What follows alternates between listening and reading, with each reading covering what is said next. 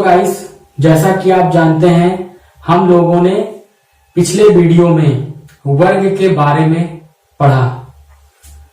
वर्ग का क्षेत्रफल क्या होता है, वर्ग का परिमाप क्या होता है, वर्ग का विकर्ण क्या होता है, यह सीखे और इस पर आधारित प्रश्नों को हल किए। अब हम वर्ग से रिलेटेड कुछ पॉइंट्स बताएंगे, उसको आपको नोट करना है। तो पहला पॉइंट देखिए,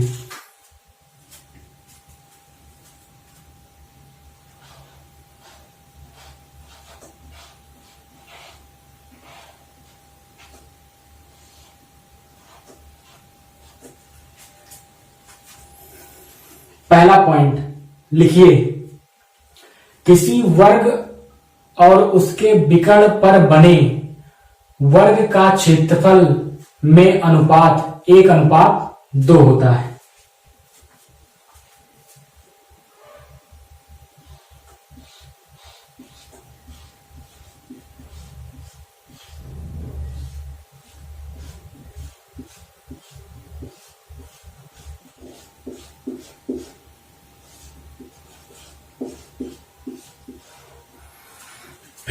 मैंने पहला नोट लिखाया, किसी वर्ग का क्षेत्रफल और उस वर्ग के विकर्ण पर बने वर्ग के क्षेत्रफल में अनुपात 1:2 होता है।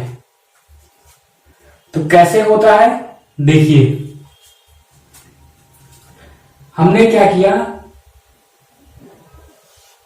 एक वर्ग बना दिया।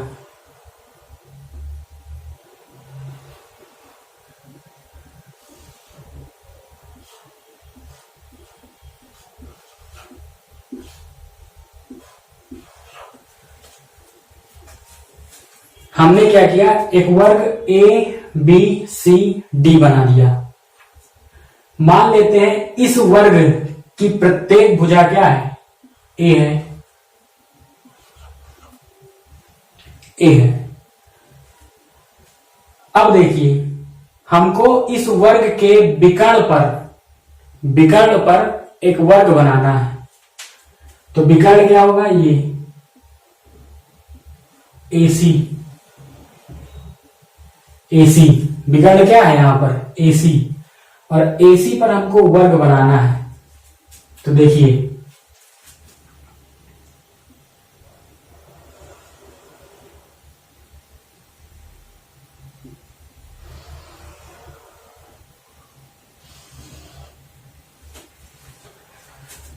तो विकर्ण पर हमने क्या किया, एक वर्ग बना दिया। क्या, ACEF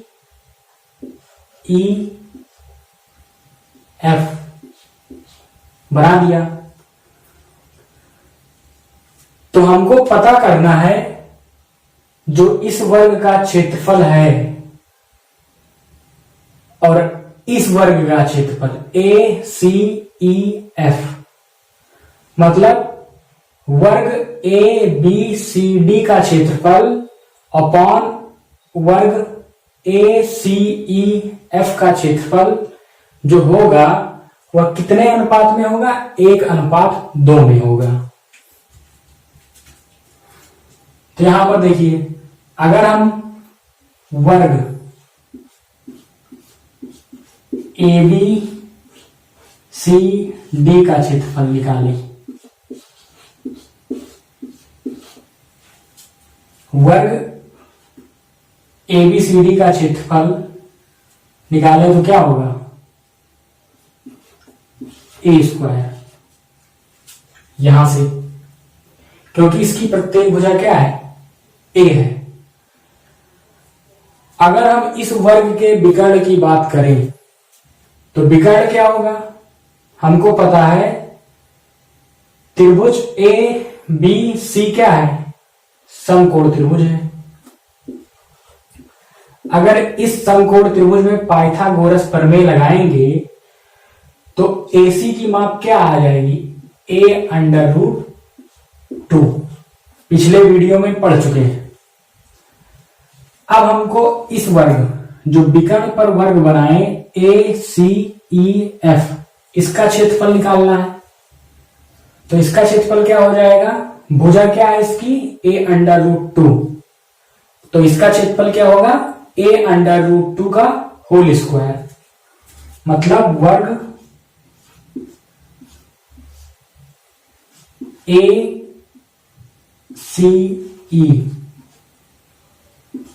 F का क्षेत्रफल क्या होगा, a√2 का होल स्क्वायर बराबर, इसको सरल करेंगे तो कितना आएगा, 2a²। लेकिन जो हमने नोट लिखा, क्या लिखा, किसी वर्ग का क्षेत्रफल और उस वर्ग के विकर्ण पर बने वर्ग के क्षेत्रफल में 1:2 का संबंध होता है। तो हम इसमें क्या करेंगे, रेशियो निकाल लेंगे। तो इसका जब रेशियो निकालेंगे तो क्या आएगा,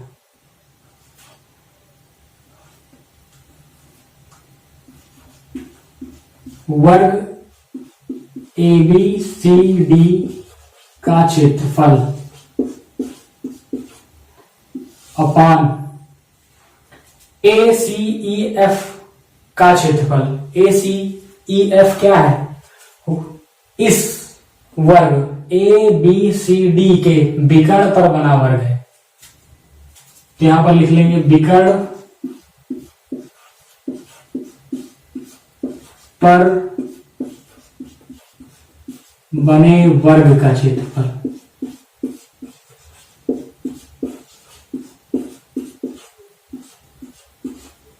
अब देखिए ABCD का क्षेत्रफल क्या है, ऊपर निकाल लिए a²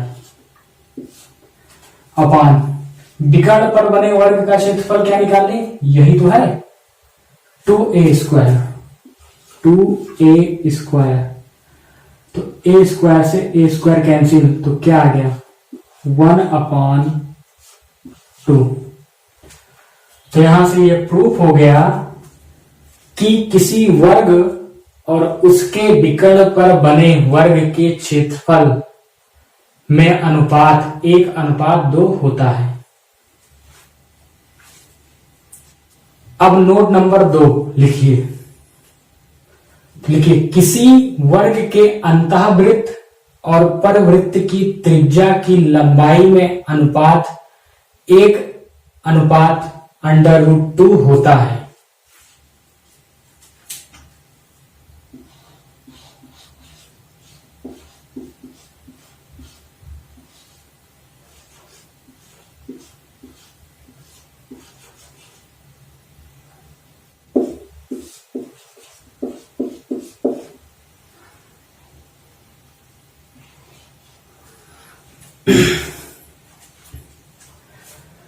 नोट नंबर 2 है, किसी वर्ग के अंतःवृत्त की त्रिज्या और उस वर्ग के परवृत्त की त्रिज्या में अनुपात 1:√2 होता है।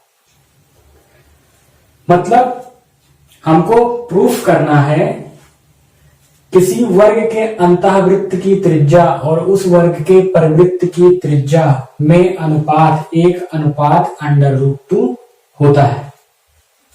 तो देखिए हमने क्या किया,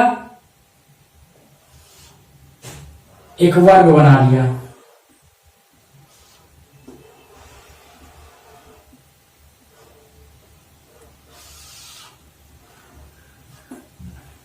एक वर्ग A B C D बना लिया। अब हमको इसके अंदर एक अंतःवृत्त बनाना है, इस वर्ग के अंदर अंतःवृत्त बनाना है। तो अंतःवृत्त क्या होता है, किसी बहुभुज के भुजाओं को यदि छूता हुआ वृत्त खींच दें तो वह वृत्त क्या कहलाएगा, अंतःवृत्त। तो हमने क्या किया, अंतःवृत्त बना दिया।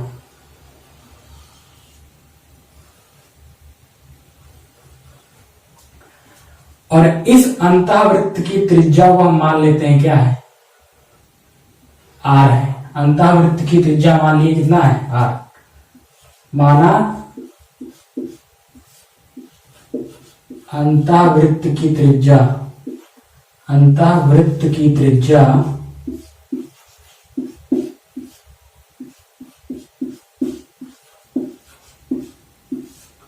स्मॉल आर है। और मान लिए वर्ग की प्रत्येक भुजा क्या है, ए। तो आप फिगर में देख के बताइए, जो अंतःवृत्त का व्यास होगा, व्यास, अंतःवृत्त का व्यास, अंतः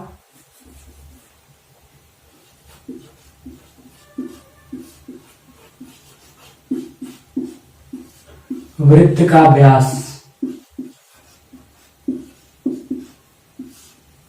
व्यास मतलब ये यहां से लेकर यहां तक ये व्यास होगा। और ये व्यास किसके बराबर होगा, वर्ग के भुजा के बराबर। तो बराबर होगा किसके, वर्ग की भुजा। अंतःवृत्त का व्यास, वृत्त का व्यास क्या होता है, त्रिज्या का दुगना। अगर त्रिज्या आर माने हैं तो आर का डबल कर देंगे, क्या होगा 2r बराबर की भुजा क्या माने, ए। तो यहां से r बराबर क्या निकल गया यार, a/2। मतलब अगर किसी वर्ग की भुजा ए दे रखी है और उस वर्ग की अंतःवृत्त की त्रिज्या निकालना है, तो क्या कर देंगे, वर्ग की भुजा का आधा कर देंगे, तो हमको क्या मालूम पड़ जाएगा, अंतःवृत्त की त्रिज्या। अब देखिए, अब हमको क्या करना है, परिवृत्त की त्रिज्या निकालना है। तो हमने क्या किया,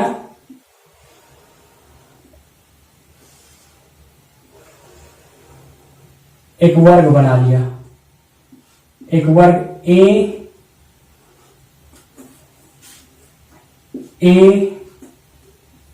बी सी डी बना लिया। अब हमको क्या करेंगे, इस वर्ग का परिवृत्त बनाएंगे। तो परिवृत्त किसे कहते हैं, किसी बहुभुज के शीर्षों से होकर जाने वाला वृत्त उस बहुभुज का क्या कहलाता है, परिवृत्त कहलाता है। तो इसके शीर्षों से होकर जाने वाला एक हमने क्या कर दिया, वृत्त बना दिया। और यही क्या है, परिवृत्त।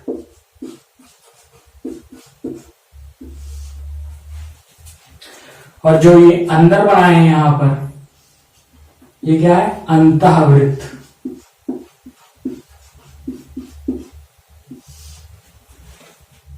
हम मान लेते हैं कि इस परिवृत्त की त्रिज्या क्या है, आर, त्रिज्या आर मान लेते हैं। अब देखिए, तो इस परिवृत्त का व्यास क्या होगा, 2 इंटू कैपिटल आर। और जो परिवृत्त का व्यास है, ये वर्ग का क्या है, वर्ग का विकर्ण है। अगर वर्ग की भुजा ए मान लें, ए, तो बताइए वर्ग का विकर्ण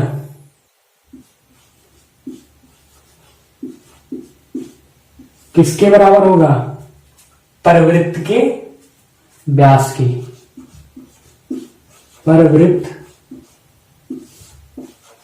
के व्यास के बराबर होगा।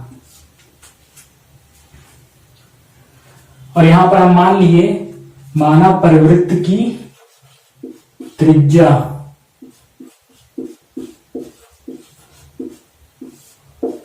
कैपिटल आर है। तो ये बताइए वर्ग का विकर्ण क्या होगा, अगर भुजा ए है तो वर्ग का विकर्ण क्या होगा, a under root two, a under root two. और परिवृत्त का व्यास क्या होगा, 2r, त्रिज्या का दुगना होता है, त्रिज्या r माने हैं तो परिवृत्त का व्यास क्या होगा, 2r। अब यहां देखिए a अंडर रूट टू और 2 को लिख सकते हैं 2 बार अंडर रूट करके लिखेंगे r, अंडर रूट 2 से अंडर रूट 2 कैंसिल, तो हम लिख सकते हैं या 2 अंडर रूट 2 r बराबर a लिख सकते हैं। हमको क्या निकालना है, r बराबर, तो r बराबर क्या हो जाएगा, a upon under root 2।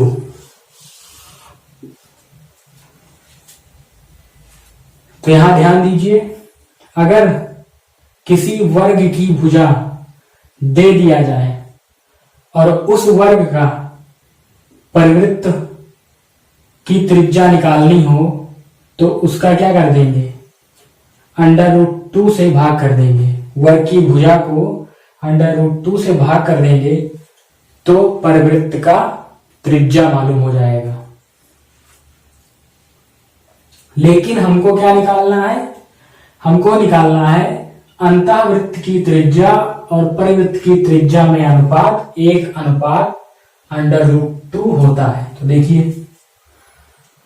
r upon capital R निकालना है, तो अंतःवृत्त की त्रिज्या क्या निकाले,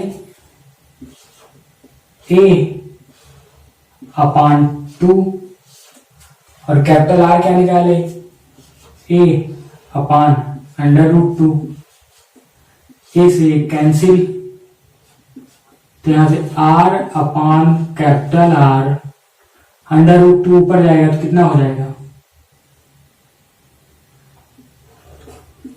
अंडर रूट 2 अपान 2 नीचे चला आएगा, तो इसको लिख सकते हैं r अपान कैपिटल R बराबर क्या हो जाएगा, 1 अपान अंडर रूट 2।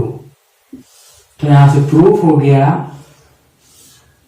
कि किसी वर्ग के अंतःवृत्त और परिवृत्त की त्रिज्या में अनुपात 1 अंडर रूट 2 होता है। नोट नंबर 3 है, किसी वर्ग के अंतःवृत्त और परिवृत्त के क्षेत्रफल का अनुपात 1:2 होता है। तो इसके पहले हम बताए अंतःवृत्त का क्षेत्रफल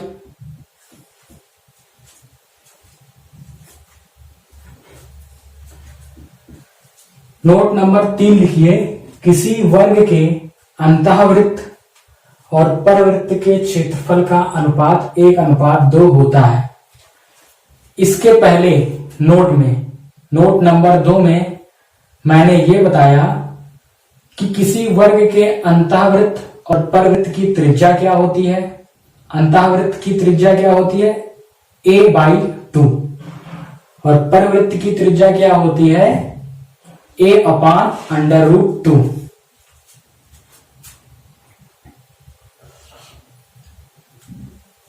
अंतःवृत्त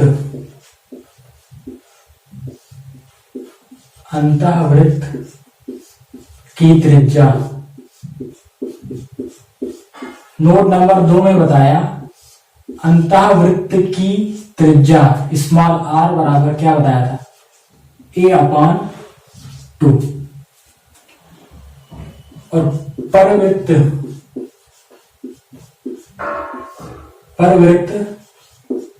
की त्रिज्या कैपिटल R बराबर क्या बताया, a/√2।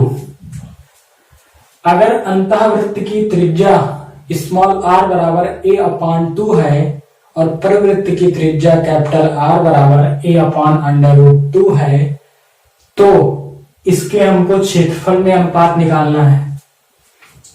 तो हम मान लेते हैं इसका क्षेत्रफल A1 है, तो A1 बराबर मतलब क्षेत्रफल क्या होगा, पाई आर स्क्वायर, पाई आर का मान क्या है a/2, a/2 का स्क्वायर करेंगे तो कितना आएगा a²/4। और अगर हम मान लेते हैं परिवृत्त का क्षेत्रफल A2 है, क्या है A2, तो A2 बराबर क्या होगा पाई कैपिटल आर स्क्वायर। तो पाई कैपिटल आर का स्क्वायर करेंगे मतलब इसका स्क्वायर करेंगे तो a²/2 आ जाएगा।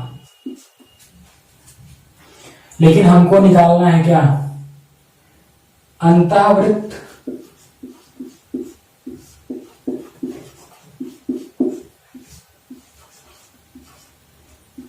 के क्षेत्रफल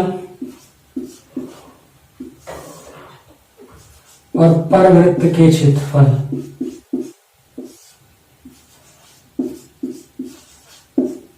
क्षेत्रफल में अनुपात निकालना है। तो यहां पर रख दीजिए मान, क्षेत्रफल क्या है पाई a²/4 और इसका क्या क्षेत्रफल आया पाई इंटू a²/2। पाई से पाई कैंसिल, a² से a² कैंसिल, 2 ऊपर जाएगा 4 नीचे आएगा।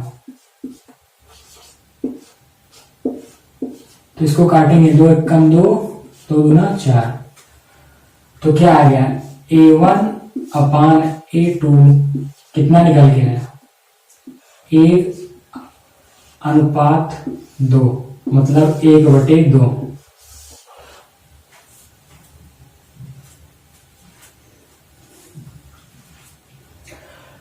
तो यहां से प्रूफ हो गया कि किसी वर्ग के अंतःवृत्त और परवृत्त के क्षेत्रफल का अनुपात 1:2 होता है।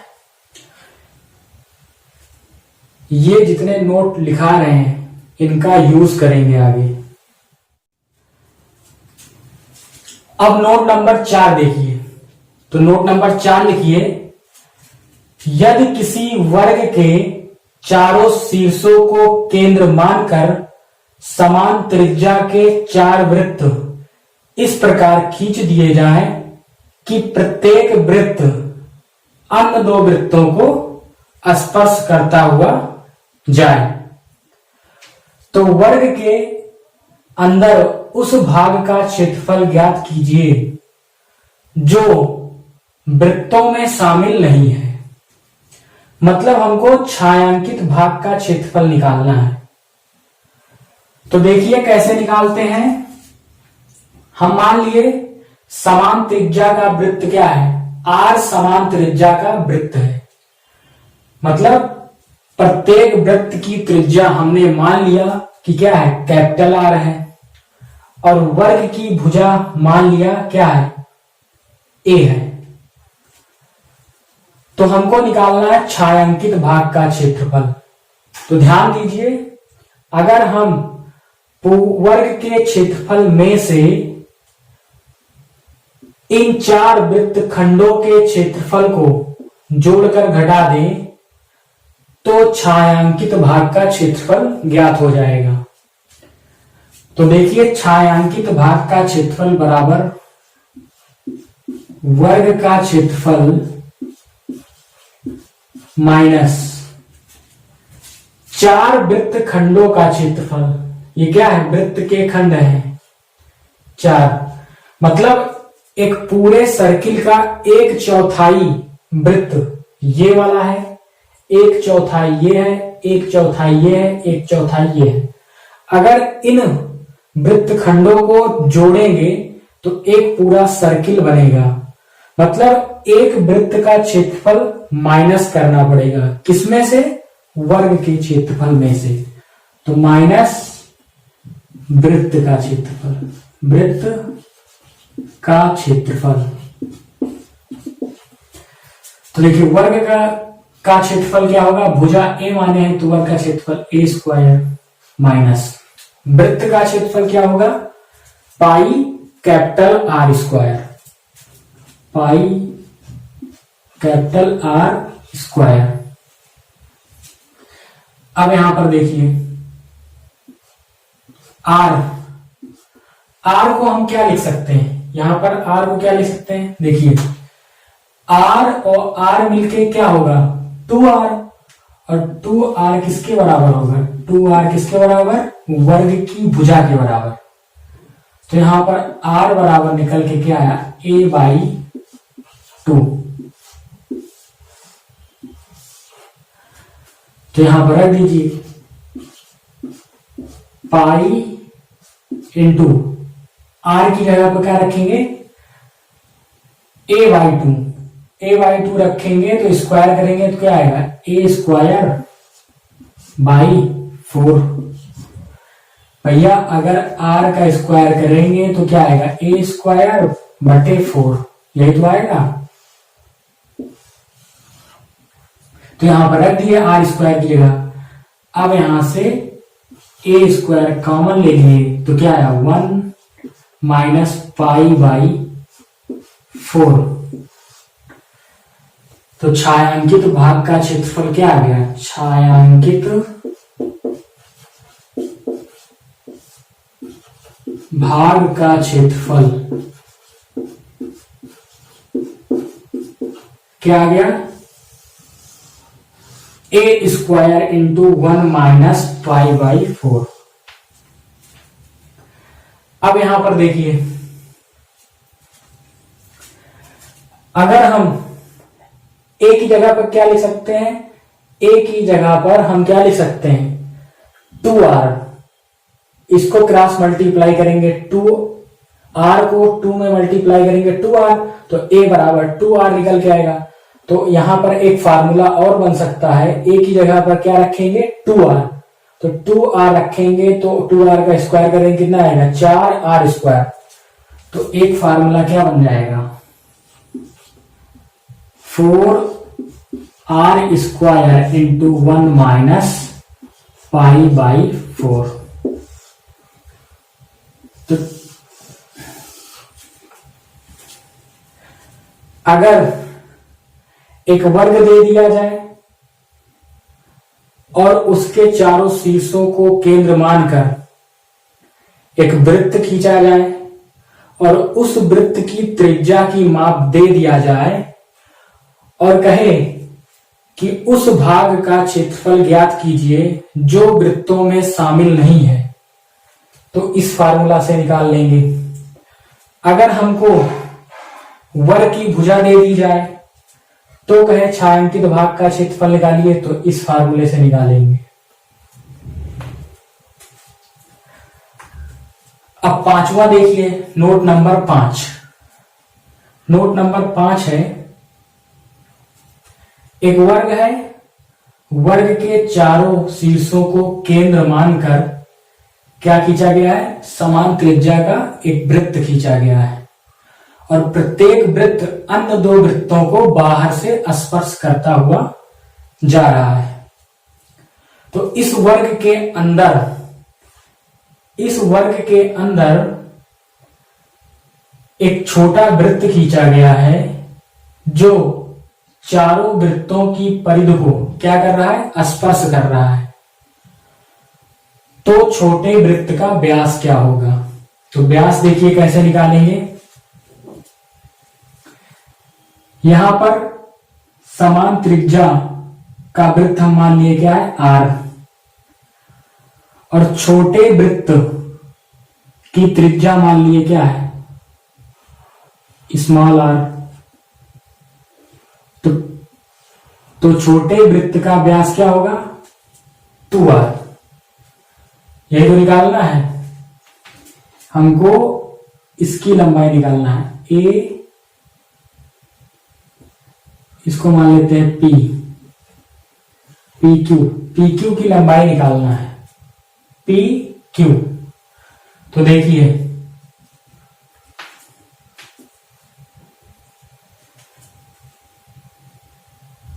इसको क्या किया, हम मिला दिए और इसको यहां मिला दिए।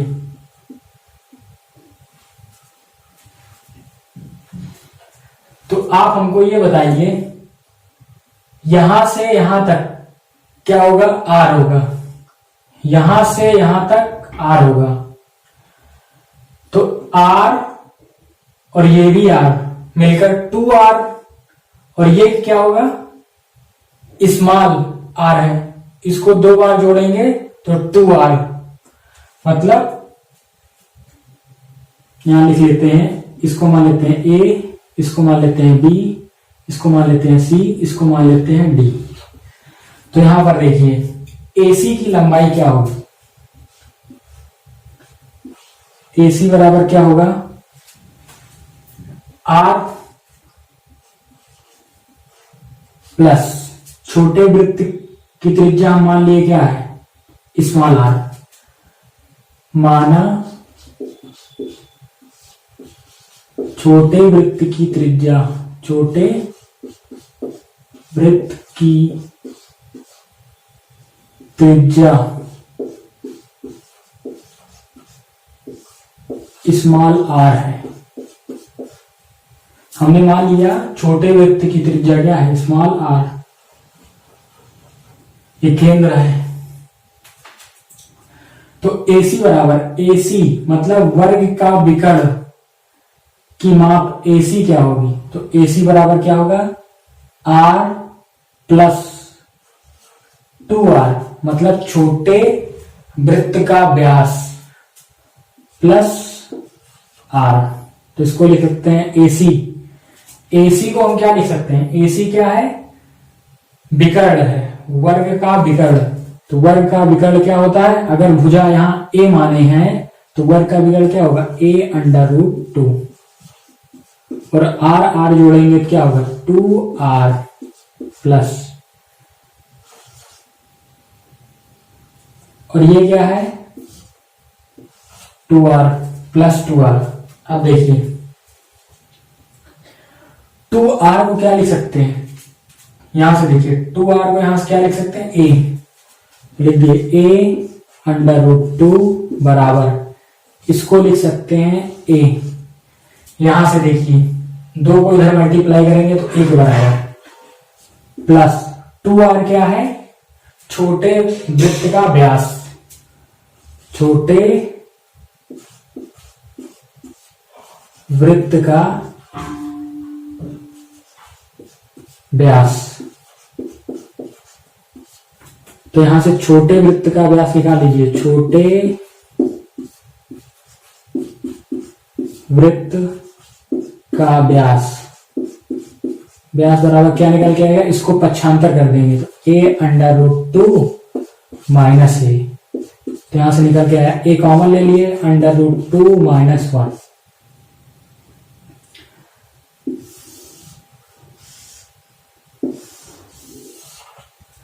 अगर प्रश्न पूछा जाएगा कि किसी वर्ग के चारों शीर्षों को केंद्र मानकर समान त्रिज्या का 4 वृत्त खींचे जाते हैं जो एक दूसरे को बाहर से स्पर्श कर रहे हैं, और उस वर्ग के अंदर एक छोटा सा वृत्त खींचा गया है, और उस वृत्त की व्यास क्या होगी।